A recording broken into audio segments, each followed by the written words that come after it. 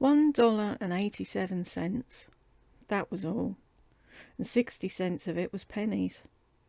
Pennies saved 1 and 2 at a time by bulldozing the grocer and the vegetable man and the butcher until one's cheeks burned with the silent imputation of parsimony that such close dealing implied.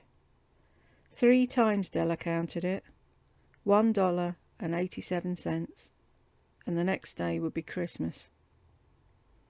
There was clearly nothing left to do but flop down on the shabby little couch and howl. So Della did it, which instigates the moral reflection that life is made up of sobs, sniffles and smiles, with sniffles predominating. While the mistress of the home is gradually subsiding from the first stage to the second, take a look at the home. A furnished flat at $8 a week. It did not exactly beg a description, but it certainly had that word on the lookout for the mendicancy squad. In the vestibule below was a letterbox, which no letter would go, and an electric button from which no mortal finger could coax a ring. Also appertaining thereunto was a card bearing the name Mr. James Dillingham Young. The Dillingham had been flung to the breeze during a former period of prosperity, when its possessor was being paid $30 a week. Now, when the income was shrunk to $20, the letters of Dillingham looked blurred, as though they were thinking seriously of contracting to a modest and unassuming D.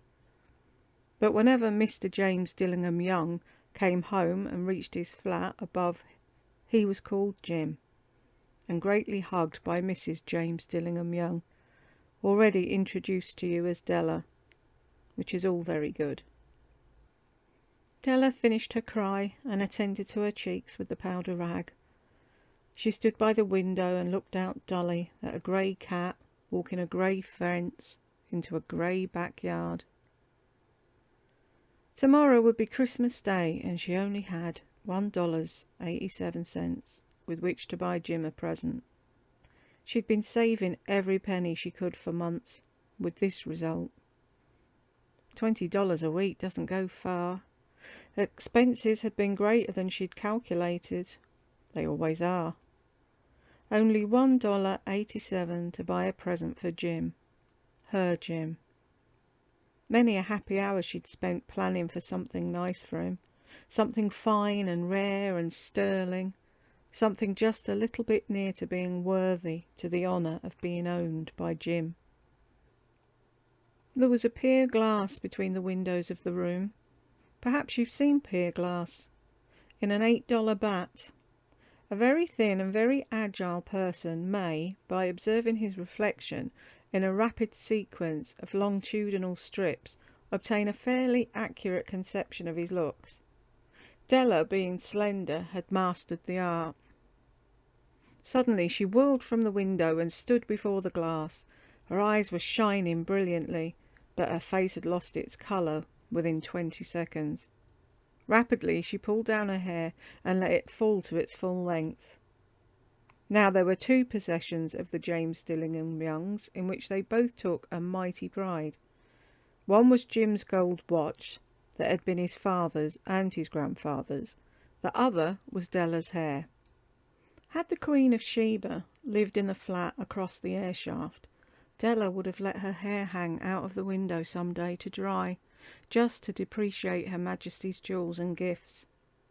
Had King Solomon been the janitor with all his treasures piled up in the basement, Jim would have pulled out his watch every time he passed, just to see him pluck at his beard from envy. So now Della's beautiful hair fell about her, rippling and shining like a cascade of brown waters. It reached below her knee and made itself almost a garment for her. And then she did it up again nervously and quickly. Once she faltered for a minute and stood still while a tear or two splashed on the worn red carpet. On went her old brown jacket, on went her old brown hat. With a whirl of skirts and with the brilliant sparkle still in her eyes, she cluttered out of the door and down the stairs to the street. Where she stopped, the sign read, Madame Sofronie, hair goods of all kinds. 1/8 up, Della ran and collected herself, panting. Madame, large, too white, chilly, hardly looked the saffrony. "Will you buy my hair?" asked Della. "I buy hair," said Madame. "Take your hat off and let's have a sight of the looks of it." Down rippled the brown cascade. $20, said Madame, lifting the mass with a practised hand. "Give it to me quick," said Della. Oh, and the next 2 hours tripped by on rosy wings. Forget the hashed metaphor. She was ransacking the stores for Jim's present. She found it at last. It surely had been made for Jim and no one else. There was no other like it in any of the stores, and she turned all of them inside out. It was a platinum fob chain, simple and chaste in design, properly proclaiming its value by substance alone and not by meretricious ornamentation, as all good things should do. It was even worthy of the watch. As soon as she saw it, she knew that it must be Jim's. It was like him. Quietness and value. The description applied to both. $21 they took from her for it, and she hurried home with the 78 cents. With that chain on his watch, Jim might be properly anxious about the time in any company. Grand as the watch was, he sometimes looked at it on the sly, on account of the old leather strap that he used in place of a chain. When Della reached home, her intoxication gave way to a little prudence and reason. She got out her curling irons and lighted the gas and went to work repairing the ravages made by generosity added to love, which is always a tremendous task, dear friends, a mammoth task. Within 40 minutes her head was covered with tiny, close-lying curls that made her look wonderfully like a truant schoolboy. She looked at her reflection in the mirror, long, carefully and critically. "If Jim doesn't kill me," she said to herself, "before he takes a second look at me, he'll say I look like a Coney Island chorus girl. But what could I do? Oh, what could I do with $1.87? At 7 o'clock the coffee was made and the frying pan was on the back of the stove, hot and ready to cook the chops. Jim was never late. Della doubled on the fob chain in her hand and sat in the corner of the table near the door that he always entered. Then she heard his step on the stair, away down on the first flight, and she turned white just for a moment. She had a habit of saying little silent prayers about the simplest everyday things, and now she whispered, "Please God, make him think I'm still pretty." The door opened and Jim stepped in and closed it. He looked thin and very serious. Poor fellow, he was only 22 and to be burdened with a family. He needed a new overcoat, and he was without gloves. Jim stepped inside the door, as immovable as a setter at the scent of quail. His eyes were fixed upon Della, and there was an expression in them that she could not read, and it terrified her. It was not anger, nor surprise, nor disapproval, nor horror, nor any of the sentiments that she'd been prepared for. He simply stared at her fixedly with that peculiar expression on his face. Della wriggled off the table and went for him. "Jim, darling," she cried, "don't look at me that way. I had my hair cut off and sold it because I couldn't have lived through Christmas without giving you a present. It'll grow out again. You won't mind, will you?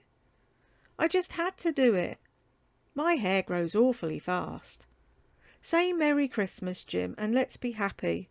You don't know what a beautiful, nice gift I've got for you." "You've cut off your hair?" asked Jim, laboriously, as if he'd not arrived at that patent fact yet, even after the hardest mental labour. "Cut it off and sold it," said Della. "Don't you like me just as well anyhow? I'm me without my hair, ain't I?" Jim looked about the room curiously.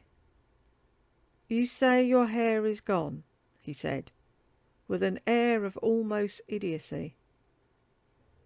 You needn't look for it, said Della. It's sold, I tell you, sold and gone too. It's Christmas Eve, boy. Be good to me, for it went for you.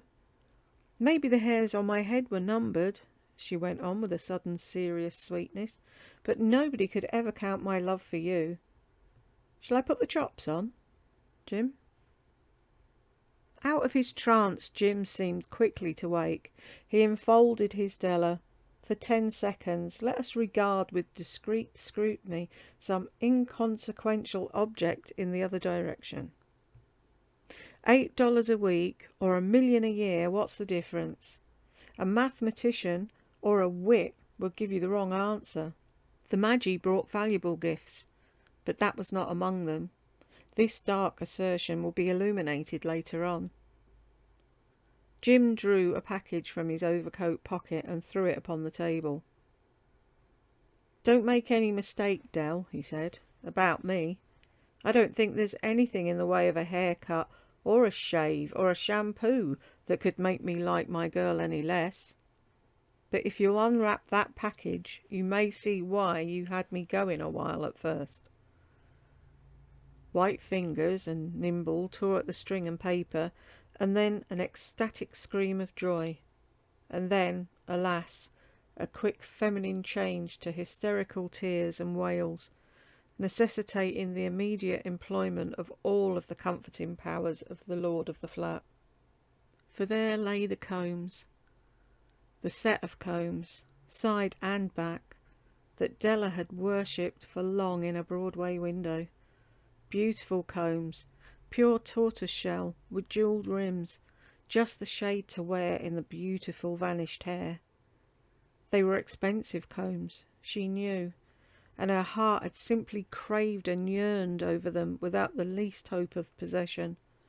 And now they were hers, but the tresses that should have adorned the coveted adornments were gone.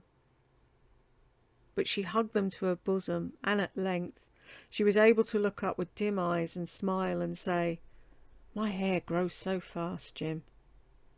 And then Della leaped up like a little singed cat and cried, "Oh no!" Jim had not seen his beautiful present. She held it out to him eagerly upon her open palm. The dull, precious metal seemed to flash with a reflection of her bright and ardent spirit. "Isn't it a dandy, Jim? I hunted all over town to find it. You'll have to look at the time 100 times a day now. Give me your watch, I want to see how it looks on it." Instead of obeying, Jim tumbled down on the couch and put his hands under the back of his head and smiled. "Del," he said, "let's put our Christmas presents away and keep them a while. They're too nice to just use as a present. I sold the watch to get the money to buy your combs. And now, suppose you put the chops on." The Magi, as you know, were wise men, wonderfully wise men, who brought gifts to the babe in the manger. They invented the art of giving Christmas presents. Being wise, their gifts were no doubt wise ones, possibly bearing the privilege of exchange in case of duplication. And here I've lamely related to you the uneventful chronicle of two foolish children in a flat, who most unwisely sacrificed for each other the greatest treasures of their house. But in a last word to the wise of these days, let it be said that all of you who give gifts, these two were the wisest. Of all who give and receive gifts, such as they are wisest. Everywhere they are wisest.